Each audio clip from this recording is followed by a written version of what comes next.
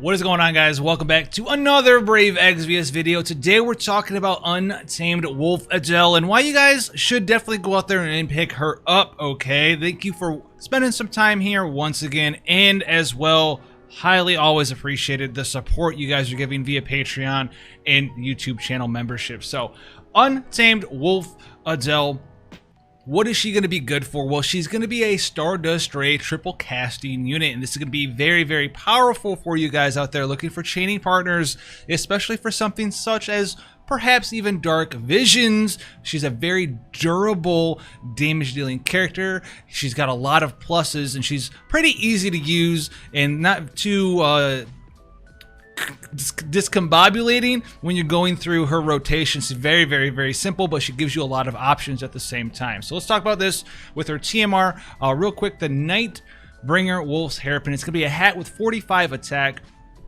and it has the ability of imbued with the Nightbringer Wolf's Might, which gives you 50% resistance to attack break, so really not that big of a deal. You are definitely going to want to pick this up from the event with her, guys. Definitely pick this up because you're going to use this to proc her Trust ability. Her STMR is the Fenrir Synergy, gives you 35% HP and MP, 30% increase in bonus stats from Fenrir being equipped, and a 200% attack buff at the start of the battle.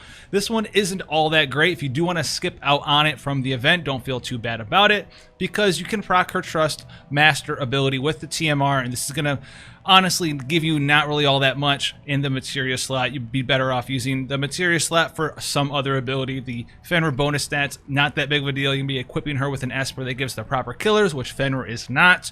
The 200% attack buff, not that big of a deal. You can get attack buffs from other units in your party. So really all you're going to be getting from this is the 35% HP and MP buff. Now let's go to her weapon selection, which is a big part of why she's going to be pretty good, especially as a secondary damage dealing character for you to pair with anyone who wants to double / triple cast Stardust Ray. So one of the big ones right off the top of the head here, anyone using Edward Elric should be fantastic for you, and he even matches elements with Untamed Wolf Edel here. So she has access to daggers, swords, great swords, katanas, axes, hammers, spears, whips, throwing weapons, guns, maces, and fist weapons. So she has a wide assortment of weapon selection here. She's a true dual wield unit, so all of those fantastic one-handed weapons that we've been getting from the various new trials in the game, like the Scorn trials, she can use pretty much all of them into great effect here. Armor selection: hats, helms, clothing, light armor, and heavy armor. So fantastic armor selection as well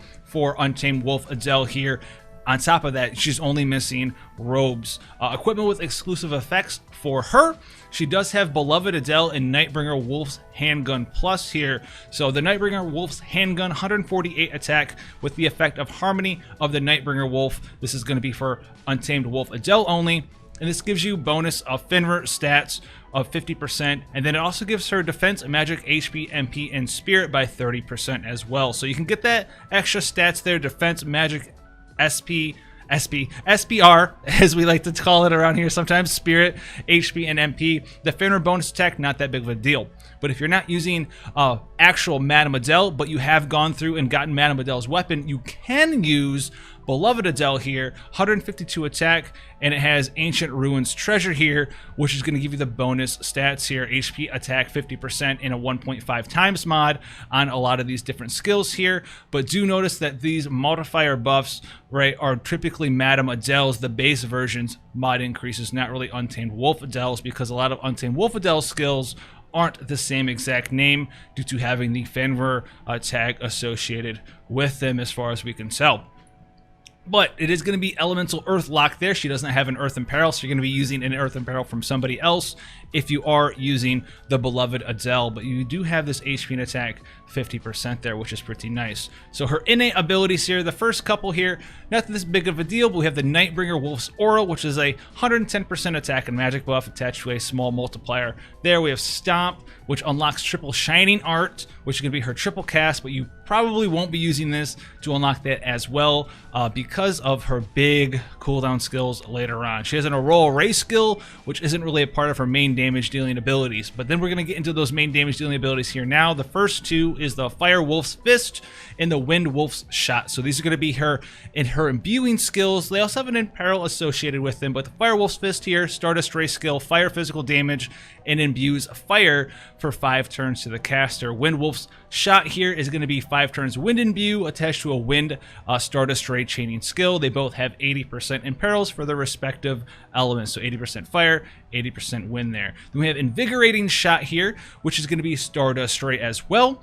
And it's going to give her 100 MP back every time she casts this skill, and the skill only costs 38 MP. She's relatively cheap on her skills casting costs, right? But if you need a little bit more MP restoration, maybe the fight has some MP drain, you can get all your MP back by just double, triple casting the skill, get back 100 MP per cast there, and that's going to allow you to do a little bit of damage, but really get that self-recovery MP going, so that could be an option for you as well. Now, one of the other cool things about her is back for more Fenrir here. This is Stardust Ray, 5.9 mod, so very, very, very low mod, but the cool thing about this is it's going to give her a 2000 HP barrier and a 30% HP auto revive for 3 turns to the caster as well. So if you ever need her to be just a little bit more bulky, a little bit more self-sufficient in the survival department, you could put this on her every turn as one of her Stardust Ray skills, do a little bit less damage, but make her much more survivable than a lot of damage dealers out there due to the auto revive and the 2000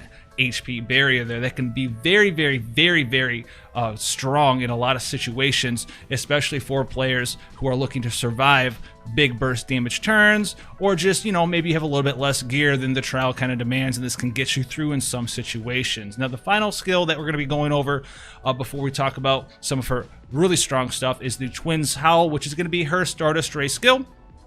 And this one is going to be AoE all enemies, 100% fire and wind imperil there of a 5x mod. Stardust Ray chaining frames, obviously. Now the next one here is the Wolf Pair Assail. Wolf Pair Assail. Do you guys think they did that on purpose, like a parasail? Or parasail, like two of them, I don't know. Whatever. Anyway, 5.4 mod and 50% beast killer for 3 turns to the caster. Double Shining Art is her dual cast, which she will have right away. And then her big 7-star skills. Omen of the Alpha Wolf, 10 turn cooldown, available on turn 1.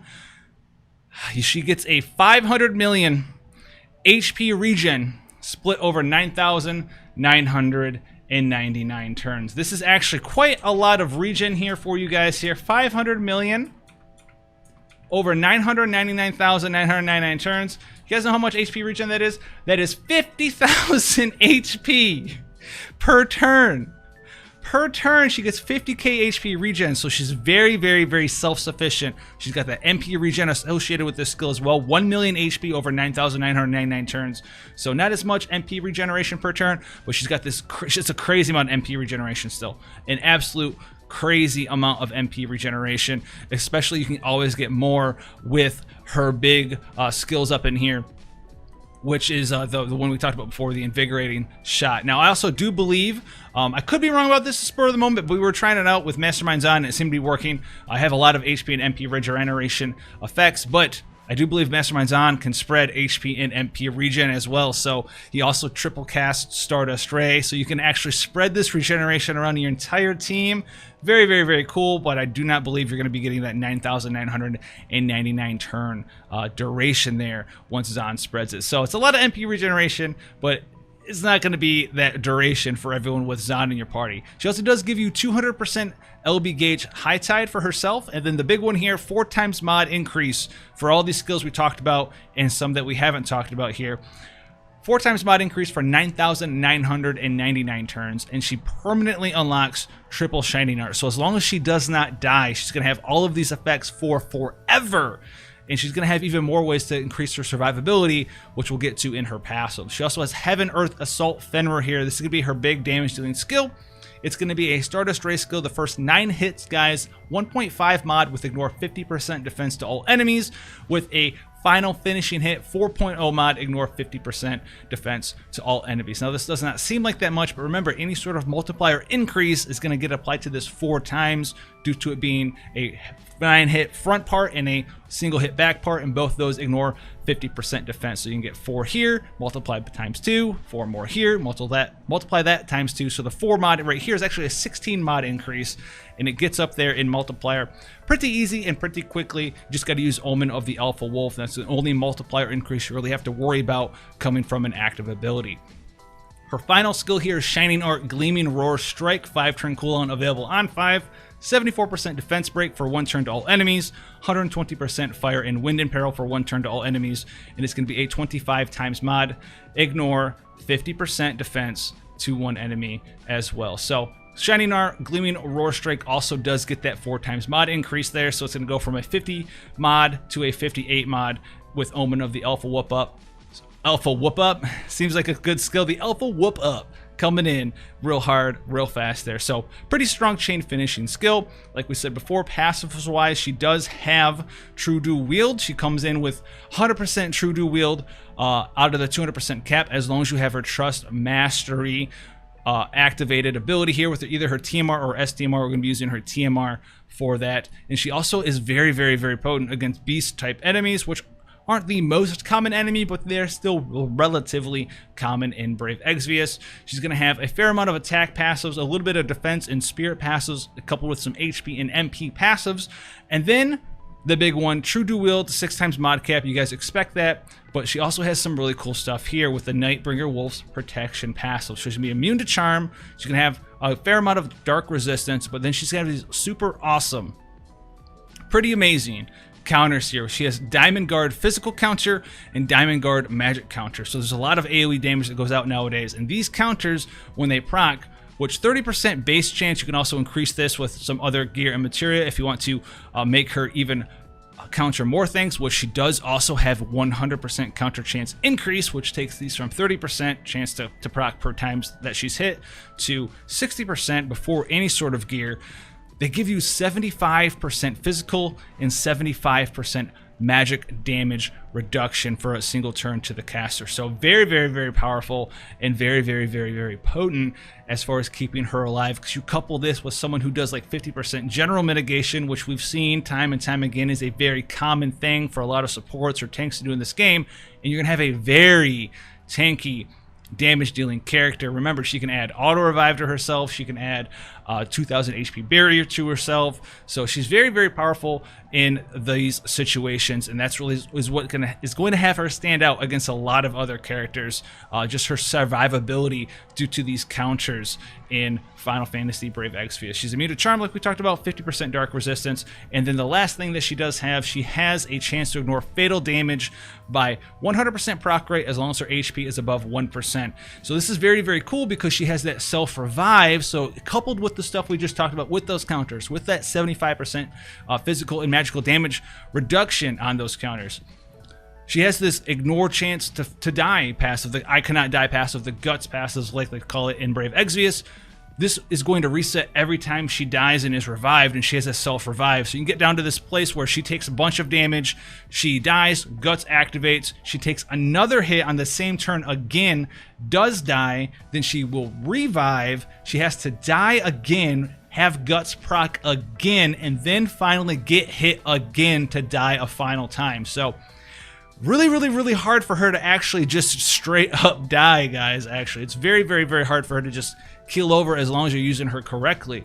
Now, the final thing to talk about here we do have is her limit burst, the Shining Art Nightbringer Wolf Extinction.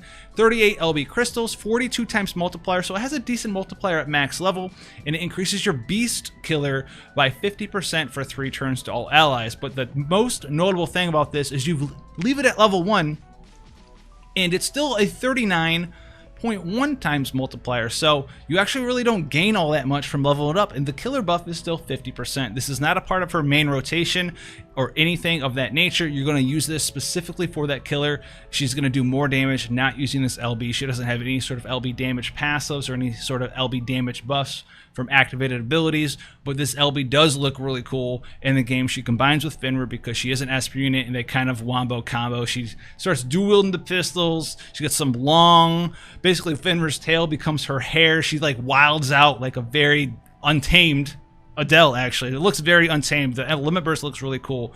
So very easy to use character, right? You're gonna load in, you're gonna have double shining art, you're gonna use Omen of the Alpha Wolf, and then kind of do whatever it is that you want. You kind of pick and choose between doing damage with Heaven, Earth, Assault Fenrir, or you can go in here and you get some secondary abilities. You get the Imbues, you get the Imperils, you get the MP Restoration, you do the HP Auto Revive and the HP Barrier, you get a higher Imperil, you get some Beast Killer.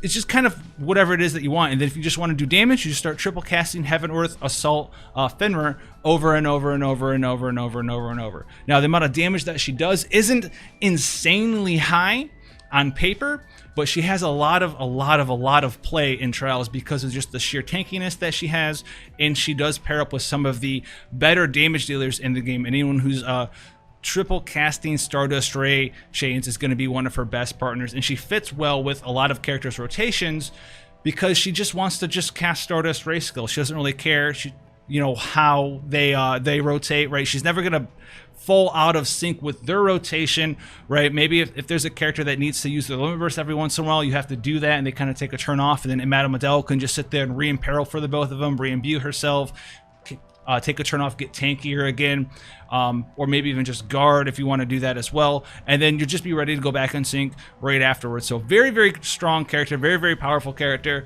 She's not going to like blow anyone away in the charts, but she's definitely up there as far as a powerful character is concerned. And then her weapon selection, remember guys, is going to help her out a lot because there's so many weapons out now, especially if you've been keeping up with the trials that give 50, 75% killers that are free trial weapons that she's going to be able to use. So she's going to be doing even more damage in actual gameplay than a lot of people are going to be giving her credit for, because she's going to be very, very easy, a lot easier than a lot of characters anyways, because of the advantages that she has with gear and equipment to cap out those killers while capping out damage and make her survivable for the certain mechanics you need to be surviving in these end game trial fights. So Untamed Wolf Edel, definitely take a look at her, definitely pick her up, and definitely get her TMR. Her super TMR not so much, but her TMR definitely pick her up, and you're gonna be able to use her, especially if you're out there with Stardust Ray chaining friends, or you have your own Stardust Ray chaining character.